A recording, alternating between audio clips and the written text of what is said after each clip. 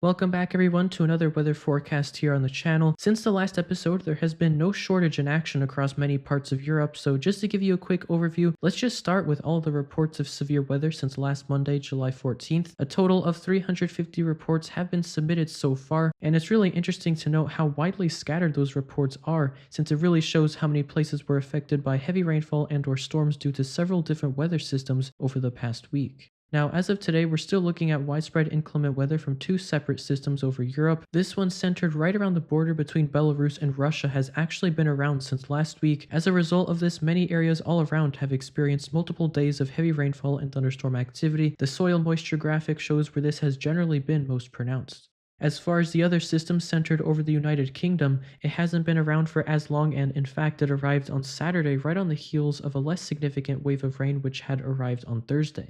It's quite an impressive system, especially if we take a closer look at it. Widespread rainfall and embedded thunderstorms are ongoing from southern Germany and Austria up into southern Norway, and extending back down into Scotland, Northern Ireland, and southern England. From central England into France and the Benelux and even into Germany, scattered convective showers and thunderstorms are ongoing.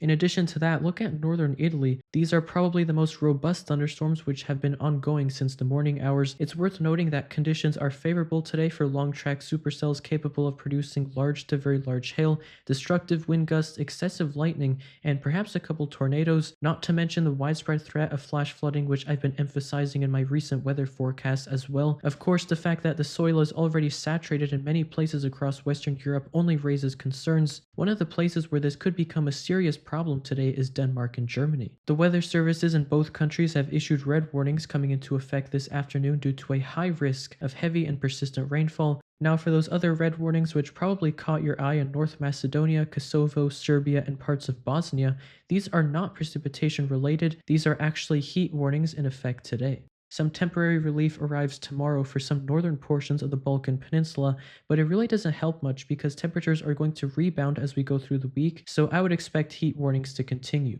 Other heat-related alerts will probably be introduced more widely in Spain and eventually in Portugal, since a hot air mass will build in from the south by the end of this week and beyond.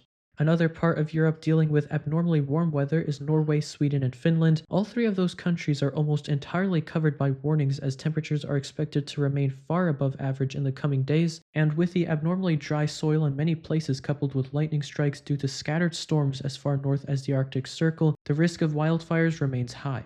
Back to the weather for today. Watch what happens as we go through this afternoon, the evening, and nighttime hours from Czechia and western Poland back into Norway. This band of heavy precipitation will materialize, and instead of advancing east, it pivots backward and therefore ends up becoming nearly stationary, particularly from northeastern Germany into Denmark. This is precisely why the flood risk is so high and why red warnings have been put into place, so please take this threat very seriously. Other than that, I'm also watching for strong to severe storms in the Caucasus region this afternoon, the risk of supercells in northern Italy, and the departure of that low around Belarus and Ukraine. You can see it make more noticeable advancement into Russia by tomorrow, but that just makes room for this other system to take up more space, so yes, that's going to mean more rain and storms for places that have had quite enough. Then on Wednesday, that system keeps stretching out to the point where it basically begins to break apart. Nonetheless, areas of heavy rainfall and storms continue from the UK all the way over to the Baltic states, Belarus, Ukraine, and Russia, and of course, yet another weather system has snuck in. Going back to Tuesday, you can hardly tell it's there, but those scattered rain showers over Ireland and the Bay of Biscay is actually associated with this sneaky low. Once it moves over France on Wednesday, storms break out all around from northern Spain up to Belgium and as far east as the Alps. Then on Thursday, storms continue to be a threat from eastern Spain and the Balearic Islands up into Central Europe. Italy looks to become the bullseye for severe weather on Friday as that system keeps moving east. Also, if you look further north, it appears that things have finally quieted down, at least in some places,